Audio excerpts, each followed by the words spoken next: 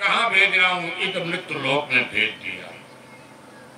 अब भगवान ने मृत्यु लोक में भेज करके कहा कि जाओ बेटा जी, अपने तुम इस मानव लोक में जो मती वादा करके आ रहे वही करो।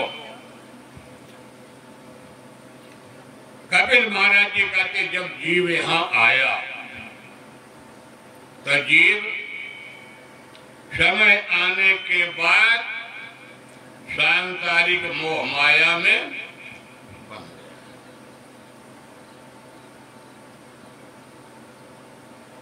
तो जीव दौड़ करके कहाँ कहाँ दौड़ता है कि संसार में सुख कहाँ है। संसार के सुख ढूंढने के लिए जीव दौड़ता है।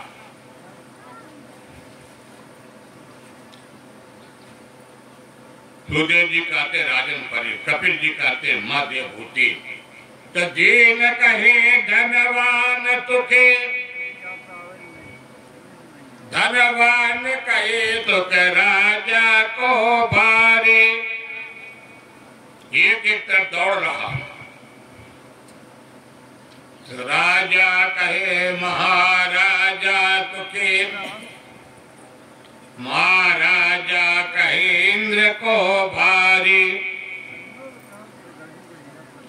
कोई सुखी नहीं। इंद्र कहता मैं कहाँ सुखी हूँ, मैं तो रात दिन परेशान हूँ। ये मंत्रिमंडल बहुत बड़ा है और मंत्रिमंडल की अनेक प्रकार की समस्याएं। इंद्र कहे चतुरानन,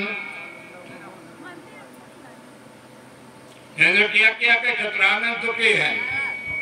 चतुरानन कौन है? ब्रह्मा जी।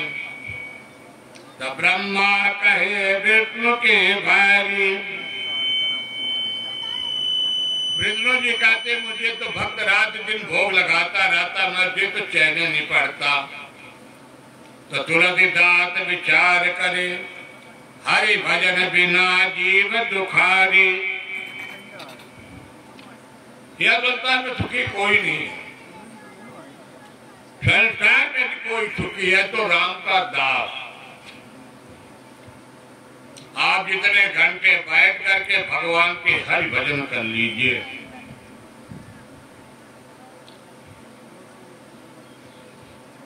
और तभी जाकर के जीव की ये तरह से कपिल जी को उपदेश देते हुए आज माता को सुंदर उपदेश दिया। कपिल जी कहते वास्तव में सुख माता जी कहाँ है। परमात्मा के प्रति समर्पण का भाव, समर्पण का भाव का अर्थ होता है विश्वास। विश्वास का संबंध होना चाहिए। जब तक आपके जीवन में प्रभु के प्रति समर्पण नहीं होगा, विश्वास नहीं होगा, तब तक आप उसके आगे नहीं बढ़ सकते हैं। कपिल जी कहते माता देवभूति थे। भगवान का नाम कितनी भी पंक्ति में लो तो भावे को भावे न ख्यालत हूँ, तो नाम जपत मंगल दित दता हूँ। जैसे महर्षि वाल्मीकि ने देवर्षि नारद जी के माध्यम से जब गुरु बना करके उनको रास्ते पर लाना हुआ तो उन्होंने मरा मरा कहते कहते राम राम हो गया।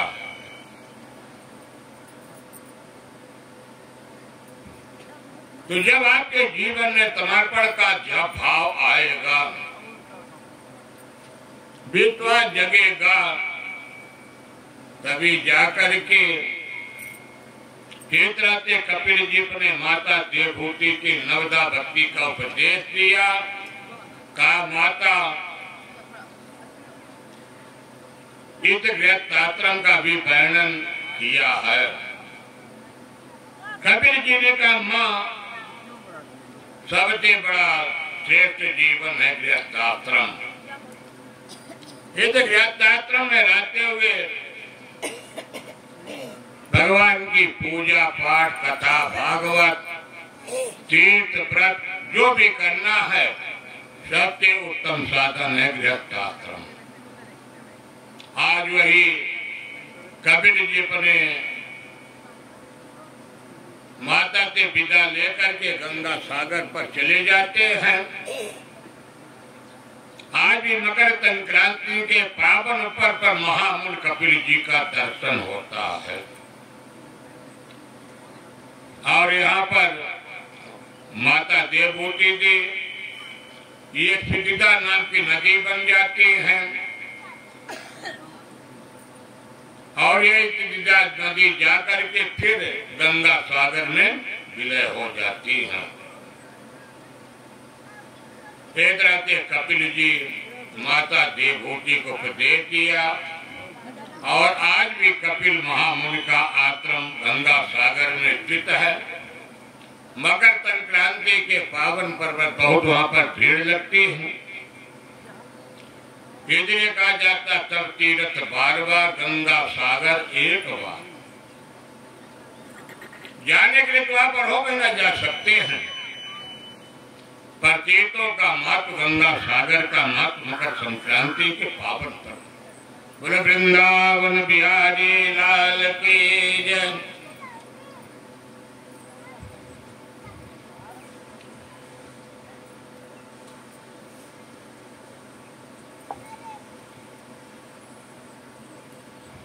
देवभूति जी का वंश आगे नहीं चल सका। देवभूति जी की 3 बहनें थीं, आकुति, देवभूति और प्रसूति। प्रसूति की बहन दक्ष प्रजापति को ब्याही गई। आकुति का विवाह रुचि प्रजापति के साथ हुआ। जहाँ पर भगवान यज्ञ भगवान साक्षात प्रकट होते हैं,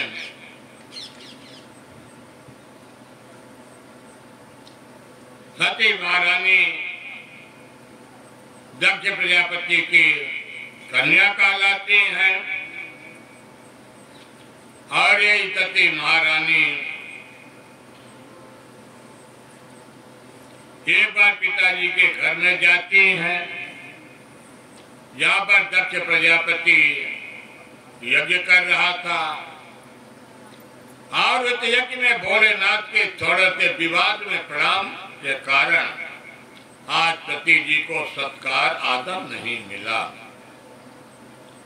जब आदर नहीं मिला, न तो माता के द्वारा न पिता के द्वारा, और बहन चाहे भले स्वागत कर देते उसका कोई अर्थ बोध नहीं निकलता। क्या उनकी बेटी का प्रिय क्या होते? माता और पिता। यदि माता पिता के द्वारा बेटी को सम्मान नहीं मिलता तो कोई मतलब नहीं होता। फिर वहीं पर जा करके सती जी ने अपने प्राण को दिया। यज्ञ का बीच में खंडित होना भोलेनाथ को पता मिल जाती है और भोलेनाथ ने ही अपने गणों को आदेश देकर के दक्ष प्रजापति के यज्ञ को खंडित कर दिया। और दक्ष प्रजापति के जब अहंकार दूर, क्योंकि अहंकार भी कहा है इतने में, सिर में, मुंह में, और जब अहंकार दूर हुआ तो बकरे का सिर लगाया गया। तभी देवताओं अश्विनी कुमारों के माध्यम से सर्जरी किया गया। दक्ष प्रजापति भोले को प्रसन्न किया, तब जाकर के उसका यज्ञ संपन्न हुआ। सुखदेव जी कहते राजन परीक्षित के कुल में प्रियव्रतान पादौ सदरोपापते तुति बातो देवत कलया रक्षायाम जगतात्मवत्यता। राजा प्रियव्रत थे, उनके 2 रानियां थी, सुनीति और सुरुचि। जिसके जीवन में नीति अच्छी हो, वो तो क्या कहा जाता, सुनीति। और जिसके जीवन में सुरुचि अच्छा हो, वह घर नहीं रह जाता। हमारा शास्त्र भी कहता है, ना गृहम गृह नृत्यादि गृहाणि गृह मुच्यते। वास्तव में जो गृहस्थाश्रम है, इस गृहस्थाश्रम का शोभा कौन होता, मातृशक्ति।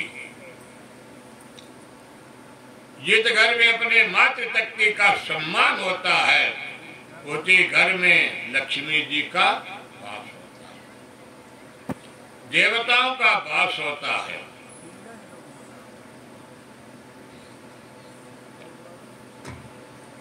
जिस घर में लक्ष्मी यानी मातृशक्ति का सम्मान नहीं मिलता, उस घर में तो सुनीति महारानी के पुत्र का नाम है ध्रुव महाराज जी। सुनीति का विचार कितना पवित्र है। अपने पुत्र को कहीं भी जाती हैं, ले जाती हैं,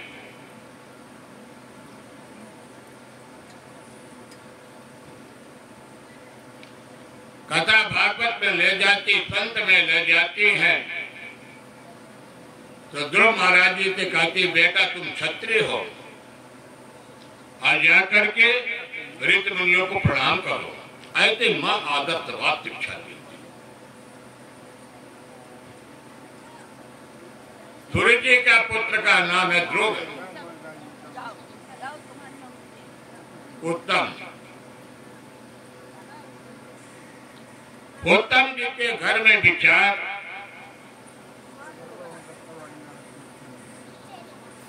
जिसका स्वयं मार्ग शुरू अपने मन के चलाने वाले, अपने रुचि के अनुसार चलाती यात्रा। सुनीति महारानी ने अपने राजमहल को त्याग देती और राजमहल को त्याग करके एक अपनी झोपड़ी बना लेती। क्यों? क्योंकि प्रियव्रत महाराज जी दूसरी शादी कर लिए थे, दूसरी रानी आ गई थी। और दूसरी रानी आने के कारण घर में सम्मान ताकि न मिले। समय आया तो महाराज जी धीरे धीरे बड़ा होने लगे और नार के बिरवान के लगन चीखने भाग। जैसे आदमी कोई वृक्ष लगाता तो वृक्ष जो सुंदर पहले से होता, चिकना होता, उसका लक्षण अलग दिखाई देता। उसको खाद पानी दीजिए, धीरे धीरे तैयार हो जाता।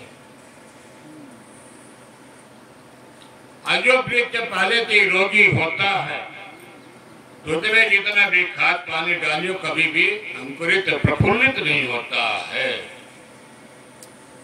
इसी प्रकार के जीव की भी गति होती है कि जो बालक होनहार होता, बचपन से ही अलग झलक दिखाई देती है। और जिन माताओं का संगत बने पुत्र के लिए अच्छा व्यवहार कुशल पड़ जाता है, इसलिए कहा जाता है कि प्रथम गुरु माँ ही होती अपने बच्चे की। माँ अपने बच्चे को चाहे तो एक आदर्शवान पुत्र बना दे, एक संतवान पुरुष बना दे, और माँ चाहे तो अपने बच्चे को एक खूंखार डकैत भी बना दे। ये माँ के ऊपर है।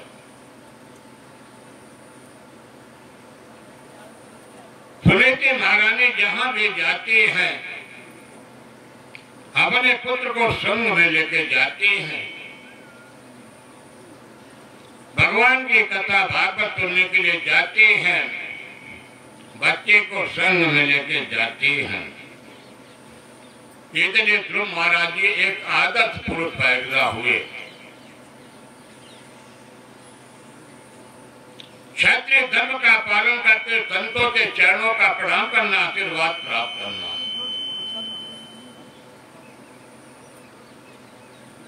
अथॉरिटी का अपने मन से अपने जीवन को, अपने व्याख्याक्रम को चलाना। भी जाता है कि छोटी रानी पर बड़ा प्रेम था महाराज कानपाद का। कुछ समय बीता, यानी ध्रुव महाराज जी लगभग 4-5 वर्ष के हो गए। 4-5 वर्ष के अवस्था में ध्रुव महाराज जी के मन में विचार आया। एक दिन अपने राजमहल में ध्रुव महाराज जी प्रवेश किया। राजा सिंहासन पर बैठे हुए हैं। छोटी रानी के गोद में उत्तम भाई खेल रहा। यद्यपि ध्रुव महाराज जी को देख करके महाराज कानपाद की इच्छा होती है कि अपने पुत्र को गोद में ले लें, पर जो छोटी रानी उसके डर के मारे वो कानपाद अपने पुत्र को सम्मान नहीं देते।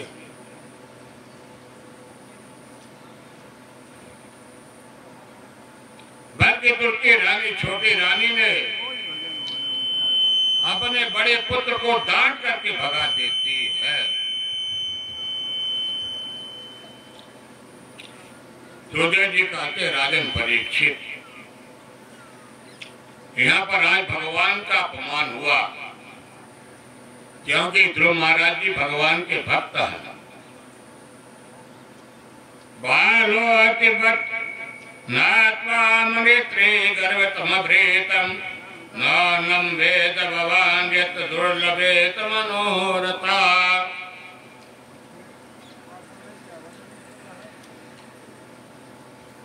छोटी रानी कहती ध्रुव से कि पहले तुम तपस्या करो, मेरे घर में आओ, और जब मेरे घर में जन्म लोगे तभी तुम गोद में बैठने के अधिकारी हो, क्योंकि तुम मेरे पुत्र नहीं हो, तुम बड़ी रानी के पुत्र हो। आज भगवान के परम लाडले भक्त ध्रुव महाराज जी का अपमान हो गया। ध्रुव महाराज जी अपने माता जी के पास आए। माता जी के पास आकर के ध्रुव महाराज जी रोते हुए अपनी व्यथा को प्रकट किया। सुखदेव जी कहते राजन परीक्षित, आज यहाँ पर यदि अपमान हुआ है तो भगवान नारायण का। क्यों? सुखदेव जी स्पष्ट करते हैं कि सत्संग में जाती है, कथा भागवत करती जाती है, माता को एक आदर्शवान का शिक्षा मिला है। संतों के सानिध्य में जाकर के ज्ञानवान की शिक्षा मिला। सद्गुण जितने भी जीवन के हैं ऐसे ध्रुव महाराज जी में प्राप्त हुआ है। पर्याप्त गुरुदेव जी कहते राजन परीक्षित, सुनीति माँ ने समर्थन किया। सुनीति माँ ने कहा अवश्य बेटा, तुम तो मेरे कोख में ही जन्म लिया।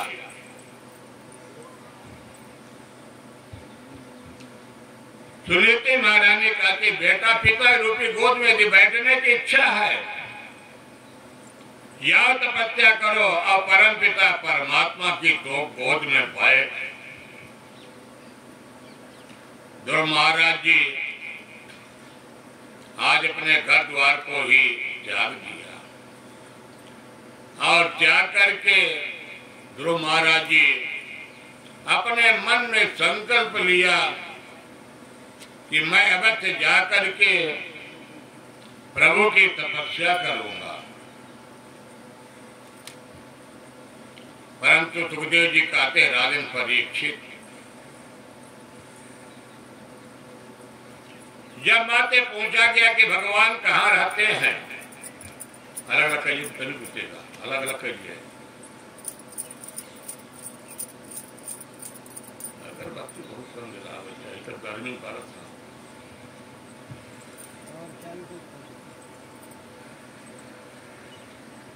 भगवान कहाँ पर मिलेंगे माँ से पूछा जाता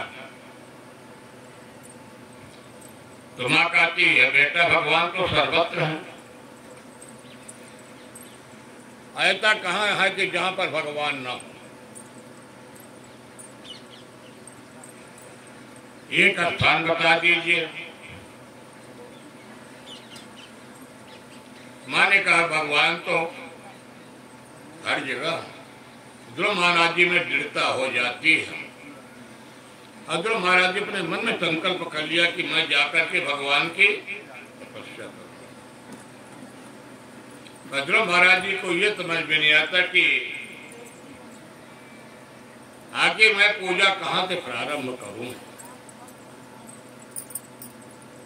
मधुवन के लिए आज ध्रुव महाराज जी प्रस्थान किया। उधर से देवर्षि नारद जी अपने वीणा पान बजाते हुए आ रहे। 5 वर्ष के बालक ध्रुव महाराज जी के देवर्षि नारद जी से मुलाकात हो गई। और जब देवर्षि नारद जी से भेंट हो गई तो ध्रुव महाराज जी ने नारद जी के चरणों को प्रणाम किया। और प्रणाम करके नारद जी ने पूछा बेटा कहाँ जा रहे हो। उन्होंने बताया कि मैं माता के आदेश पर जा रहा हूं, मैं तपस्या करने के लिए। तो कहते बेटा भी तो तुम्हारा समय खेलने कूदने के लिए 5 वर्ष के बालक हो। अभी जाकर के अभी ये तुम्हारी बात है। गुरुदेव जी कहते राजन परीक्षित, यदि कोई पात्र लेता है तो पात्र को पहले अच्छी तरह से परीक्षण किया जाता है। तो आज यहाँ पर ध्रुव महाराज जी को भी देवर्षि नारद जी ने परीक्षण किया है। पर देवर्षि नारद जी देखते हैं कि ध्रुव महाराज में अटल और अचल प्रभु के प्रति समर्पण की भाव है। तो देवर्षि नारद जी ज्ञान रूपी शिक्षा दिए। गुर बिन भव निधि तरई, जो कोय तो विरंच शंकर संग हुई। क्योंकि गुरु के बिना भव सागर से मुक्ति नहीं मिलती है। तो देवर्षि नारद जी को गुरु बना लिया गया। और देवर्षि नारद जी 12 अक्षर मंत्र दे दिया। ओम नमो भगवते वासुदेवाय। कहते बेटा तुम जाकर के मधुबन क्षेत्र में जाओ। ध्रुव महाराज जी संकल्प करके 12 अक्षर मंत्र लेकर के मधुबन में पहुंचे। यमुना जी के किनारे पहुंचे और यमुना जी के किनारे बड़ा ही सुंदर था, क्योंकि जीवन को चलाने के लिए कुछ फल फूल की भी आवश्यकता हो जाती है। ध्रुव महाराज जी तो तान मधुबन क्षेत्र पहुंच गए। इधर देवर्षि नारद जी जाकर के वीणा बाण बजाते हुए राजा उत्तानपाद के पास पहुंचे। राजा उत्तानपाद का मुंह सूखा था। उन्होंने पूछे कि राजन आपका मुंह सूखा क्यों है। राजा उत्तानपाद बताए कि महाराज आप सब जानते हैं मेरा एक लड़का ध्रुव था और वह भी पता चला कि घर द्वार त्याग करके कहीं चला गया।